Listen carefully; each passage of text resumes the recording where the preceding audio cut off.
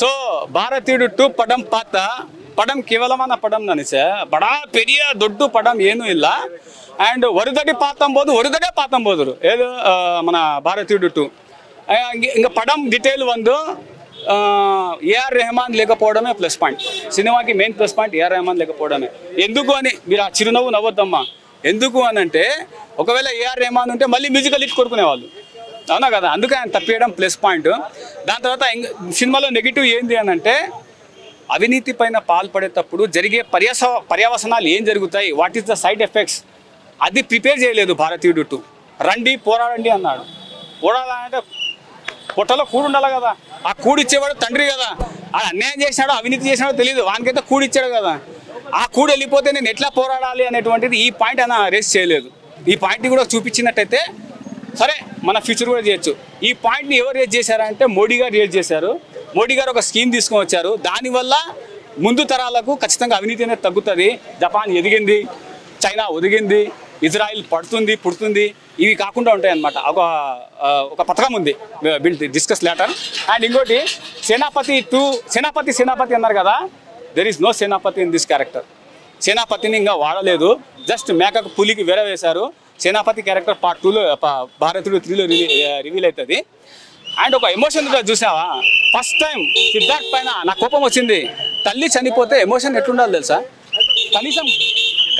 కనీసం గ్లిజరిన్ అన్న వేసుకోవాలా కదా ఆ ఎమోషనే క్యారీ అయ్యి సినిమాకి కొద్దిగా నెగిటివ్ అయిపోయింది అండ్ మిగతాదల్లా ఓకే నో పాయింట్ చూడొచ్చు సినిమా ఎల్లారూ పాదం పోదు ఫ్యామిలీ ఒక క్యాలెండర్ సాంగ్ ఉంటుంది క్యాలెండర్ సాంగ్ పాప రామచిలుకలు వద్దు బాబా అలాంటి సీన్ ఒకటి పడితే జన్మ ధన్యం అనేలా ఉంటుంది ఆ విధంగా తీశారు దానికి రిచ్గా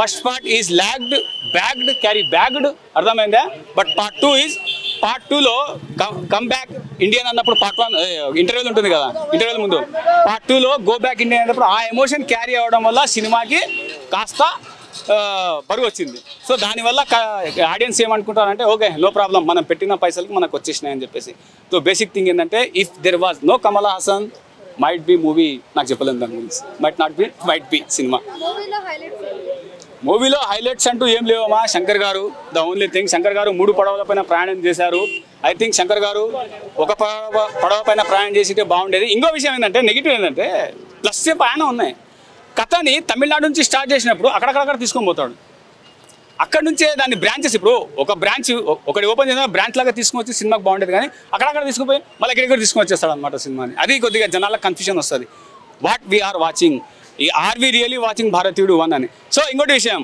భారతీయుడు 1 రిలీజ్ చేయకుండా ఉంటే బాగుండేది ఇది బ్యాడ్ ఇంపాక్ట్ అమ్మా ఎందుకనంటే భారతీయుడు నీట్గా వస్తుంది మూవీ సో దాని తర్వాత ఏమైందంటే ఇప్పుడు చూసిన ప్రతిసారి భారతీయుడు 1 సారీ అరే ఇక్కడ అదే ఇది జరుగుతుంది ఈ సినిమా రిలీజ్ చేసిన 1 వీక్ తర్వాత 10 డేస్ తర్వాత భారతీయుడు 1 వదిలింటే మటుకు 2 బ్లాక్ బాస్టర్ కలెక్షన్స్ వచ్చేసింది సో దట్స్ ఇట్ అండ్ మీరు ఏదైతే ఎక్స్పెక్టేషన్స్తో పోవద్దు నార్మల్గా వెళ్ళండి వరుదడి పాత మాదిరి ఓకేనా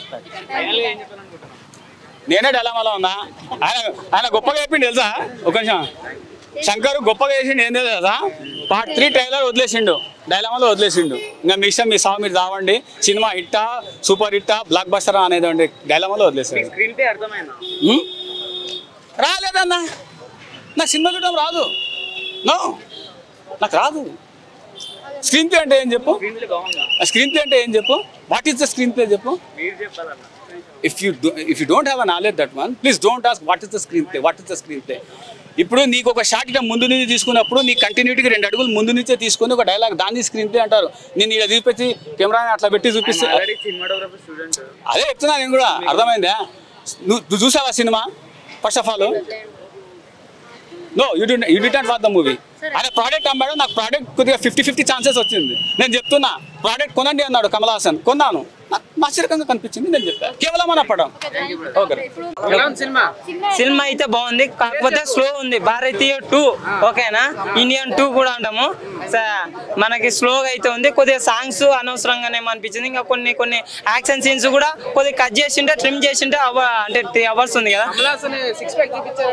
వద్దునైనా ఫస్ట్ ఫ్యామిలీ ప్యాక్ అనుకుంటే తర్వాత ఇట్లా అంటాడు, అది కూడా చూపించాను. అంటే కొన్ని ఆయన క్యారెక్టర్లు డిఫరెంట్ క్యారెక్టర్లు ఎలా అనిపించింది అంటే ఒకే మగాడు మన బాలకృష్ణ క్యారెక్టర్స్ ఆ గెటప్స్ అనేటివి కొన్ని అనిపించినాయి. కొద్దిగా ఫస్ట్ పార్ట్ కన్నా దీంట్లో అంత గెటప్స్ కొద్దిగా వర్కౌట్ అంటే ఒక చైనీస్ క్యారెక్టర్ అయితే బాగా నచ్చింది. మెయిన్ హైలైట్స్ అయితే నాకైతే పాత్రి గురించి ట్రైలర్ ఉంచుడు అది బాగా ఉంది. ఇంకోటి ఏంటంటే కొన్ని రియల్ ఇన్సిడెంట్ బేస్ మీద అయితే చాలా చూపించినారు అనమాట. ఇప్పుడున్న జనరేషన్ లో ఎలా ఎక్స్పెక్ట్ చేస్తారు జనాల ఎమోషన్స్, అది అంటే క్రూయల్ మైండ్ అంటే కరప్షన్ చేసిన నా కొడుకులు ఇంకా దొంగ నా కొడుకులకి అలా అనిపిస్తుంది. ఒక మంచి మైండ్ సెట్ తోని మంచి దాంతో చూస్తే మాత్రము వ్యక్తిత్వంతో చూస్తే బాగానే ఉంటుంది. అంటే స్లో ఉన్నంత మాత్రం కాదు, నాకైతే బాగుంది. కాకపోతే కొంచెం స్లో ఉంది కానీ ఎమోషనల్ గా టచ్ అనేది బాగా కొద్దిగా రియల్. ఫస్ట్ హాఫ్ ఎలా ఉందండి, సెకండ్ హాఫ్ ఎలా ఉంది? అంటే ఫస్ట్ హాఫ్ బాగుంది, సెకండ్ హాఫ్ కొద్దిగా తగ్గింది. క్లైమాక్స్ ఒకటి కొద్దిగా లాస్ట్ లో ఫైట్ సీన్ ఉంటుంది, కొద్దిగా లాగీగా తీసినాడు అనిపించింది. అన్న నమ్మకం లేదని ఎలా చెప్తావు అన్న, ఫస్ట్ పుట్టింటేనే పిల్లగాడు ఏందన్న తొక్కడు కదా సైకిల్, కొద్దిగా 2 నెలలు పోతేనే కదన్న ఏదైనా సరే. ఇప్పుడు గేమ్ చేంజర్ వచ్చిందా మంచిగా ఉందంటే ఎంకరేజ్ చేస్తాను. పుట్టిండు కాదు, జనాలలో మార్పు పుట్టాలని చేసిండు అంతే. ఇప్పుడు మన 1 ఓన్లీ కరప్షన్, దీంట్లో మొత్తం అన్ని చూపించిండు. కాకపోతే కొద్దిగా స్లో ఉంది అంటున్నా. అన్న హీరోయిన్ అనేది ఏం లేదు అన్న, దాంట్లోనే హీరోయిన్ ఉంది, దీంట్లో ఏం హీరోయిన్స్ ఏం లేదు.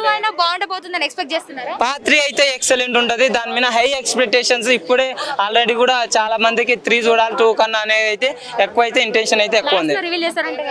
ఆ పాత్రి గురించి అదే కదా జనాలు ఏమనుకుంటున్నది, ఆయన ఎలా మార్చొచ్చు, ఇలా అయితే కాదు నేను ఇట్లా ఇంకా చేస్తూ పోతే కాదని ఒక ఆయన ఎలా మారుతారనేది ఒక పొలిటీషియన్ గా మారేది మీరు ట్రైలర్ చూస్తే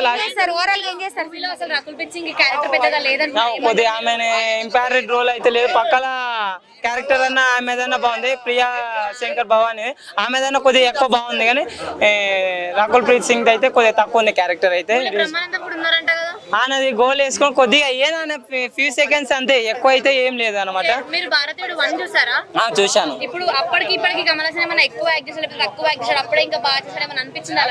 నాకు ఫస్ట్ లో బాగా యాక్ట్ చేశారు అనిపించింది, ఎందుకంటే దాంట్లో బాగా ఇంటెన్షన్ అనేది కష్ అనేది కరెక్ట్ అనమాట. దాంట్లో కరప్షన్ గురించి ఒక ఎమోషన్ తోని దీంట్లో కొద్దిగా ఎమోషన్ అనేటివి కొన్ని మిస్ అయినా అంటే కొద్దిగా వేరేలాగా అనిపించింది అనమాట. శంకర్ స్క్రీన్ ప్లే మిస్ అయింది అంటున్నారు, ఏమంటారు మీరు? కొన్ని తర్వాత బోరింగ్ స్క్రీన్ ప్లే అనేది కొద్దిగా ఉంది, అదైతే ఒప్పుకోవాల్సిందే. బట్ కొద్దిగా కొన్ని సీన్లు ట్రిమ్ చేసింటే బాగుండేదని నాకు అనిపిస్తుంది, సాంగ్స్ కానీ ఫైట్స్ కానీ. కొద్దిగా నిజంగా అంటే సాంగ్స్ విషయంలో అయితే అదైతే మీరు అనేది 100% కొద్దిగా కరెక్ట్. ఎందుకంటే ఏఆర్ రెహమాన్ అది టెలిఫోన్ ద్వారా ఆ పాటలు ఎట్లా ఉండేటివి అంటే చాలా బాగుండేటివి. బట్ దీంట్లో సాంగ్స్ అనేది చాలా ఇంపాక్ట్ అని డల్. దాంట్లో ఆ సాంగ్స్ ఇప్పుడు పాట దీంట్లో ఈ సినిమాలు ఏటివా అని అనిపిస్తాను అనమాట, అంత బాగుంటేవి. నిజంగా అంటే అనిరుద్ధ్ అయితే కొద్దిగా డిసప్పాయింట్, కొద్దిగా బ్యాక్గ్రౌండ్ మ్యూజిక్ ఆడ బాగుంది. సినిమాలో బార్కింగ్ డాగ్స్ అని యూట్యూబ్ ఛానల్ ఉంది కదా, చాలా బాగుంది అంటున్నారు, ఏమంటారు మీరు? అది బాగుంది. అదే ఇంతకుముందు మనకు నేరాలు ఘోరాలు వచ్చి ఎలా చూపించేవాళ్ళు, ఇది సేమ్ అలాగనే సిద్ధార్థ్ అనేది యానిమేటెడ్ గా చూపిస్తాను అనమాట. దాన్ని వాళ్ళ రియల్ గా అంటే వాళ్ళ ఫ్యామిలీ మెంబర్ జరిగితే ఎట్లా ఉంటది, వాళ్ళు ఎలా రియాక్ట్ అవుతారు, జనాలు ఎలా రియాక్ట్ అవుతారు, ఎలా చూపిస్తారు ఒక డబ్బున్న వ్యక్తి మంచివానికి అనేది బాగా చూపించింది అనమాట, అది బాగుంది. ఇంకోటి పోస్ట్ క్రెడిట్ సీన్స్ కూడా బాగుంది అనమాట.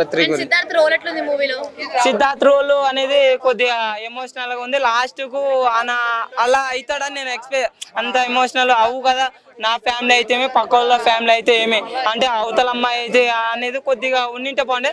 దాన్ని లాస్ట్ కంక్లూజన్ ఇవ్వకుండా మొత్తం పూర్తి చేస్తాను అనుకో, కాకపోతే 3కి అయితే కంటిన్యూ చేసింది అనమాట.